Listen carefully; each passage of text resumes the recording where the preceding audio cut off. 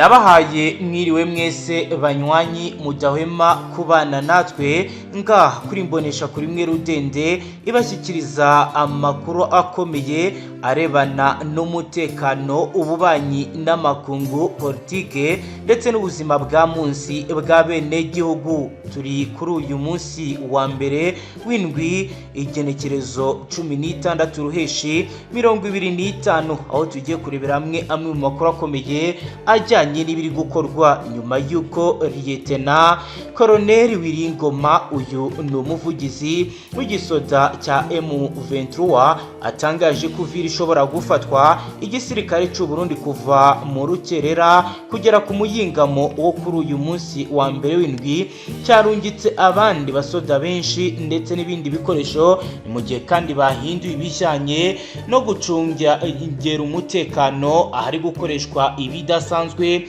Point d'observation zongerewe, ni mu gihe kandi poste d'observation et surveillance zongereweho abasirikare ndetse n'ibikoresho bitamenyerewe. Hari kandi barrage ndetse na za checkpoint. Ahangaha Uvira hari patrouille ndetse na motorized.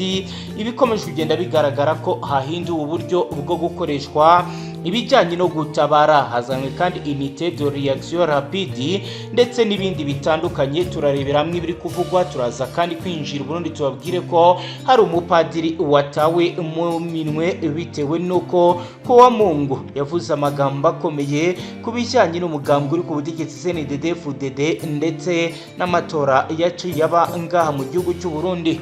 Turaza kandi kubabwira ko Leta ya Repubulika ya Demokarasi ya Kongo yamaze guha igisoda cyayo FARDC izindi ndege kabarebe z'intambara. Turaza kandi kubabwira ko inyeshyamba zisha barenga 300 muri Tanganyika. Turaza gukubitayo ivyumvirozo twumve uko ibingibi bimeze. Turabwira kandi ko Afrika y'Epfo yasobanuye impamvu kunyuza ingabo za SADC mu kibuga cy'indege cya Goma bitashobotse. Rero ndetse nandi niyo tugiye kugarukaho mu buryo burambuye ngaha. Gusaba ufyonde sabone niba ari ubwa mbere dukurikiye kugira ngo uje uraronka amamenyesha igihe dushyizeho inkuru ndetse n'ikiganiro ngaha. Reka twinjire Uvira turebe uko bimeze.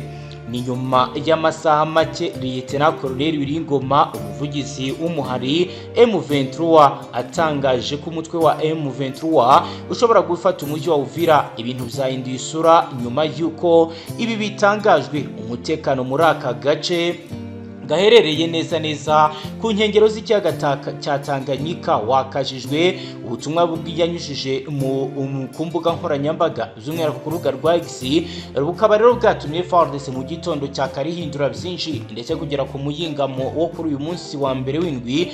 Ibintu byohinduye inyifato mu kurwanya igitero gishobora kwibasira uyu mujyi. Igisoda cy'u Burundi cyashyizeho uburyo bukomeye bwo gukingira umujyi bishingiye ku buryo winjira muri uyu mujyi ndetse n'uburyo bakira amakuru aturuka ikavimvira ahari urubibi iruhana imbibi na leta y'u Burundi. Hakozwe igabanwa ry'abaturage bemerewe kwinjira muri ibi bice. Hakozwe kandi zone de defense. Ibi rero bikaba ari ibintu bikorwa muri ubu buryo.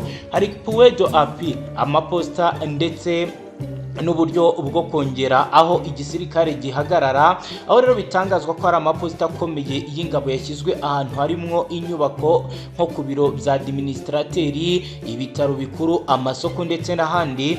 Barimo baracungira umutekano ndetse banaca basaka buri umwe wese winjira ngaha muri aka gace kahitwa plage Ifunanya. Amakuru atugezeho aravuga ko hashinzwe ibirindiro bikomeye byashyizwemo ingabo nyinshi ndetse biranavugwa ko kuri ubu ngubu bitangazwa ko mu bice bitandukanye by'uyu mujyi harimo abasanzwe bakorera CNR cyangwa se Service National de Renseignement baturutse Burundi bari kumenya ikigenza buri umwe ngaha kugira ngo bace batahura uwaba afite umugambi wo guhirahira kuba yakinjira muri uyu mujyi arwana. Hari kandi poste d'observation et de surveillance mu nyubako ndende ziri muri centre ya Uvira. Hajya hararungirwa abasoda ndetse bafite indobakure zizwi nka jimiri ndetse biranavugwa ko kuri ubu ngubu hari na drone iri kuzenguruka ibi bice igatanga amakuru ku barracks ya FARDC ndetse na FDNB iri nga mu gisagara cya Uvira. Hakaba rero hari gukorwa ibishoboka byose haba ku butaka ndetse no mu kirere. Amaso yose yerekejwe ku murongo uva Rama Uvira werekeza Source de la Mulongwe ashobora gukurikirwa ndetse no kwinjirwa n'inyeshyamba za M23 nk'uko Agence Nationale de Renseignement ndetse na DEMIAPE bamaze kubitangaza. Ni mu gihe bitangazwa ko barrage ndetse n'ibindi byagiye bikorwa ahagiye hashyirwa amabariyeri imihanda minini nka N5 igera ku rubibi rwa Kavimvira yashyizweho checkpoint zikomeye z'abasirikare zifite imbogamizi ziri bikaba bivugwa ko rero hashyizwe ibijyanye n'imifuka ndetse irimo imisenyi ndetse n'insinga z'amashanyarazi ndetse n'ibisasu byahishwe ibizwi nka peyage. Abagenzi n'imodoka zose bari gusakwa mu buryo bwihariye kugira ngo hatagira umwanjiri winjira muri iki gisagara cya Uvira yigize umusivili.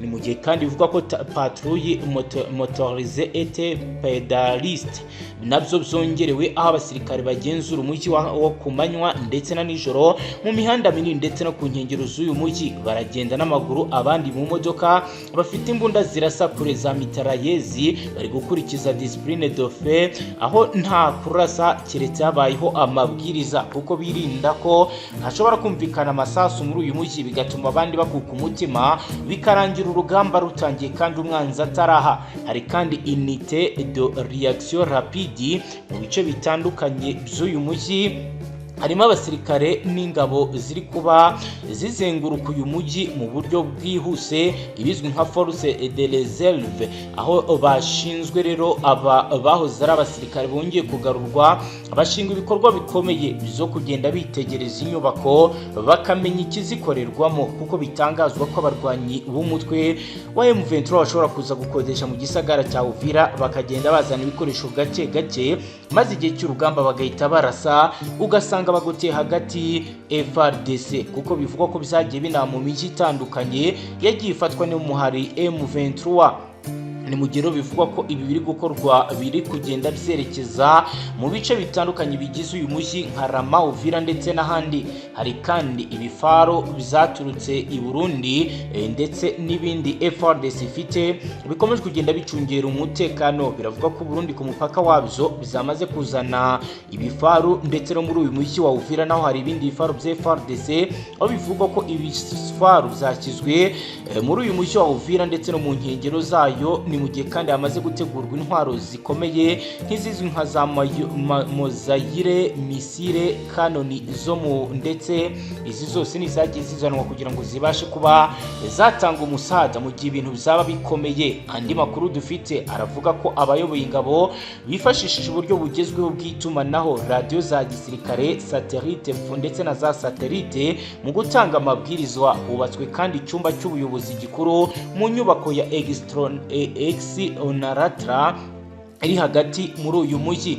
Ni mu gihe kandi bivugwa ko hakozwe soutien logistique et médical hashyizwe poste médical avance hafi ya Plage Ufunyanja werekeza Kavimvira aho bigaragara ko rero abaza gukomereka bari buze kuzanwa kuvurwa mu buryo bworoshye kuko byagiye bigaragara ko inkomere mu gihe cy'urugamba zikorwa no kubona uburyo zitabwaho mu rwego rwo kurinda uyu mujyi udafatwa n'umuhari M23. Hari biri gukorwa birimo trice crosse kurasa ku buryo bwambukiranya akaba bashyizeho abasirikare ku mpande zombi ku muhanda nimero 5 kugira ngo umwanzi wese niyinjira agwe mu mitego. Hari kandi couverture mutuelle kwikingira hagati ingabo zikaba zisimburana ku mirongo yose y'imbere n'inyuma kugira ngo hatagira abacika intege. Hari kandi axe de reprise sécurisé hateguye inzira zihuse zo gusubirayo ibizwi nka retite igihe bibaye ngombwa. Harimo rero umuhanda uva Ufunyanga werekeza mu misozi ya Kikuku aha hose hamaze gutegurwa uburyo bwo gukora operation hatabonetsemo imbogamizi. Hari kandi reconnaissance préalable kuri ibi bitero birakekwaho ingabo zohereza abakurikirana kugira ngo bamenye neza aho inyeshyamba ziri ndetse no mu rwego rwo kugira ngo birinde igishobora kuba. Ibi byose nibibaye nyuma y'ubutumwa bukomeye Lieutenant Wiringoma yatanze bwawe ndetse bukora mu bwonko benshi mu basoda barongoye igisoda cy'u Burundi aho izi ntwazangabo zahise zihabwa amabwiriza akomeye yo gukora ibijyanye n'ubwirinzi mu butumwa.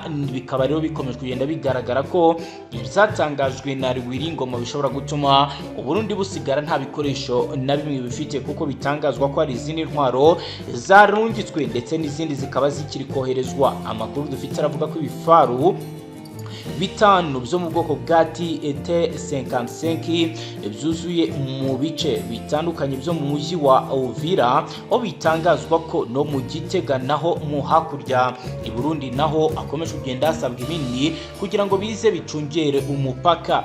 Icyiciro cyari cy'abasirikare bamenyekanye nka combat de ligne cyangwa se intambara yo mu mihanda, harimo abasirikare 200 binjiye baturutse muri brigade spéciale de Bujumbura, bakaba bajyanwe mu mihanda y'ibirometero bitatu na Parage Funanya, aho bitangazwa ko baje bafite ibikoresho bihanitse birimo imbunda nto zizwi nka Yuzu ndetse na Hak MP5, amasanduku y'amasasu, grenade fragmentation, ibisasu biturika bigashyira bikaba rero bikomeje gukorwa. Hari ibikamyo binini bitatu bya logistique militaire bipakiye ibikoresho, harimo amasanduku y'amasasu ndetse n'intwaro ziremereye. Biravugwa kandi ko hazanwe n'izindi drone, ibyuma by'itumanaho birimo radio crébute, telefone satellite, mu gihe kandi bitangazwa ko hazanwe n'ibindi byihariye bikoreshwa mu gisirikare. Bikaba bivugwa ko rero byinjiye muri Repubulika Iharanira Demokarasi ya Kongo bivuye mu gihugu cy'u Burundi, aho indege yavuye Kinshasa igwa i Bujumbura.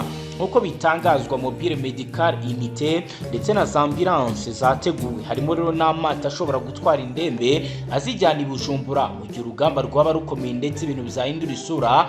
Biravuga ko leta ya Repubulika Iharanira Demokarasi ya Kongo yasabye igihugu cy'u Burundi kuba cyakora ibishoboka byose uyu mujyi ntufatwe, kuko nabo mu gihe wafatwa bakisanga mu byago bikomeye.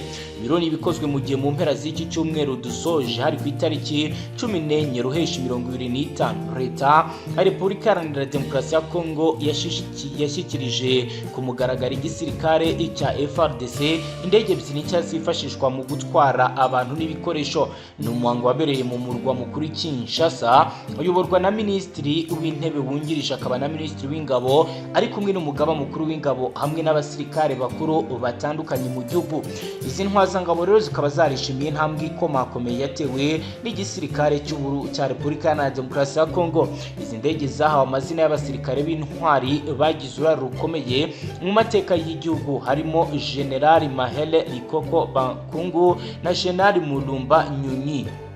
Ngo gushyira amazina yabo kuri izi ni uburyo bwo kubibuka no kubaha icyubahiro bitewe n'ubwitange bagaragaje mu gihe bari bakiri mu mirimo. Izi ndege nshya zitezweho gufasha mu kongerera igisirikare ubushobozi bwo kugenda no kugenzura ibice bitandukanye by'igihugu, cyane cyane mu bihe bigoye by'intambara iri kuba, by'umwihariko mu gihe cyo gutabara abasirikare bakomekera ku rugamba.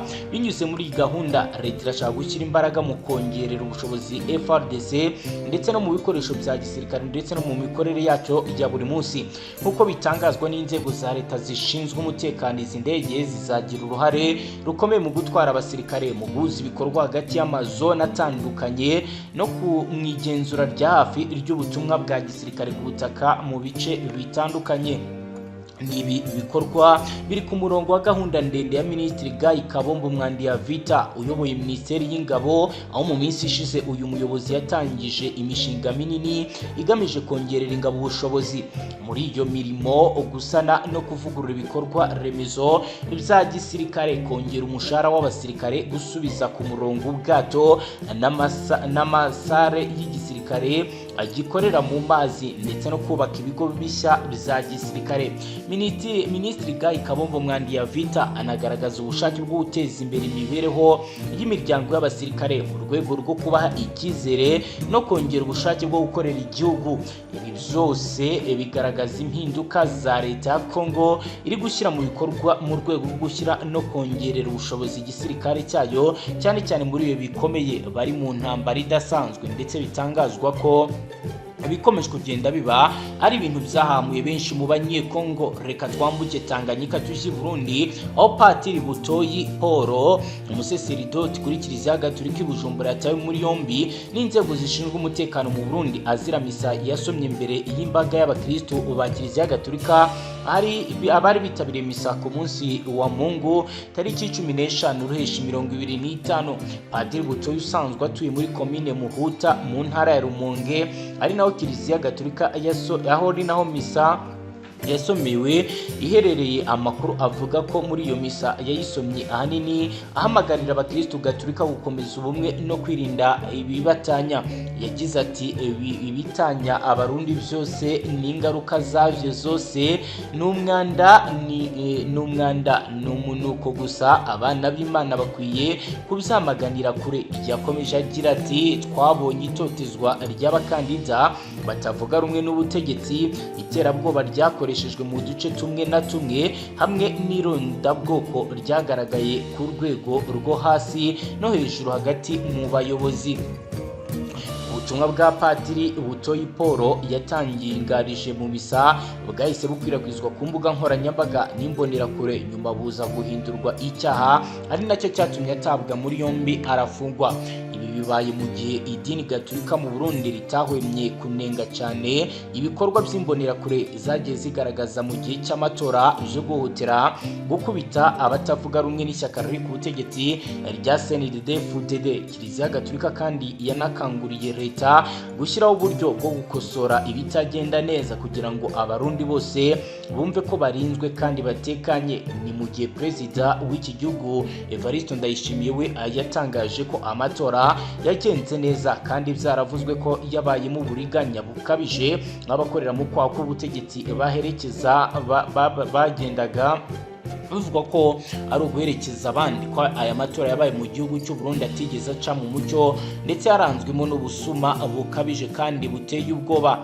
Dukomeje n'aya makuru reka tujye muri Tanganyika. Muri iyi ntara nk'uko bitangazwa, Perezida w'Inteko Nshingamategeko ya Repubulika Iharanira Demokarasi ya Kongo Bwana Vital Kamerhe yatangaje ko inyeshyamba zishe abantu 318 mu ijoro ryo ku itariki ya 14 Kamena 2025 mu ntara ya Tanganyika.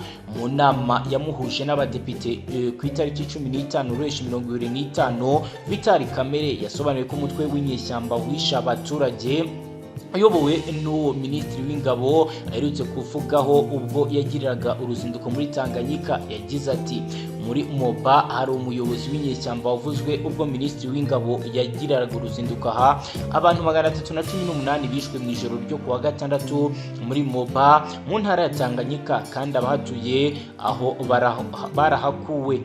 Ntabwo Kamerhe yavuze izina ry'umutwe w'inyeshyamba wishe aba banyekongo ndetse n'izina ry'umuyobozi wawo mu ruzinduko Minisitiri w'Ingabo yagiriye muri Moba mu Kwakira 2024. Nabwo ntabwo aya makuru yashyizwe ku karubanda. Kamerhe kandi yasobanuye ko no mu mujyi wa Kalemi usanzwe uri mu murwa mukuru wa Tanganyika umutekano wazambye. Aha ni mu birometero birenga 300 uvuye ahitwa Moba, ahakomeje kugenda hagaragara ibikorwa by'ubugizi bwa nabi ku rwego rwo hejuru. Tugenda tugana ku musozo, reka tubabwire ibijyanye n'aya makuru avugwa muri DRC ndetse n'ibyatangajwe n'iki gisirikare. Umugaba mukuru w'ingabo za Afurika y'Epfo General Rudazani Mapanya yasobanuye ko ingabo z'umuryango w'ubukungu bw'iterambere rya Afurika y'Amajyepfo SADC zitanyura ku kibuga cy'indege cya Goma bitewe n'uko kugisana bitari gushoboka, ubutegetsi bwa Repubulika ya Demokarasi ya Kongo butabigizemo uruhare.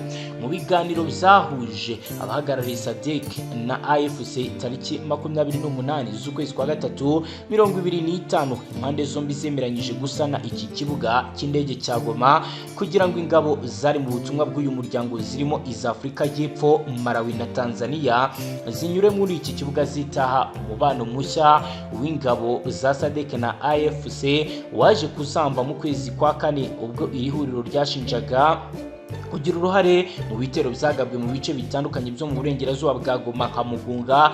Byari bigamije kwisubiza uyu mujyi izambuwe ku itariki ya 27 Mutarama. Ingabo za SADC zatangiye gucyura ibikoresho byazo ku itariki 29 z'ukwezi kwa kane zirinyuje mu Rwanda, Rubavu, Kigali, Rusumo mu Rwanda. Nyuma yaho uyu muryango usabye inzira bizagaragazaga ko gahunda yo kunyura ku kibuga cy'indege cya Goma yahagaze nyuma yo kwakira icyiciro cya kabiri cy'abasirikare ba Afurika y'Epfo bahoze mu butumwa bwa SADC.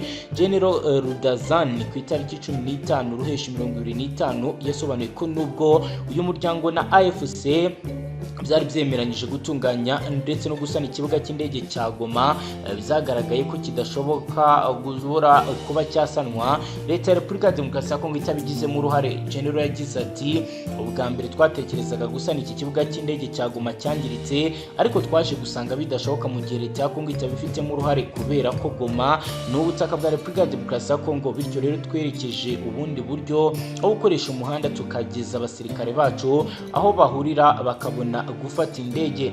Nyuma yo gucyura ibikoresho muri Mata na Gicurasi, ingabo za SADC zatangiye gutaha ku bwinshi. Tariki ya 12 Kamena 2025 zinyura mu Rwanda zerekeza Dar es Salaam muri Tanzania kugeza tariki 16 Ruheshi hamaze gutaha ibyiciro bitatu bigizwe n'abasirikare barenga 2200. Reka dusoreze ngaha, ufyonde subscribe cyangwa se ukore sabone, dukomeze tubana no mu yandi makuru tugenda tubagezaho.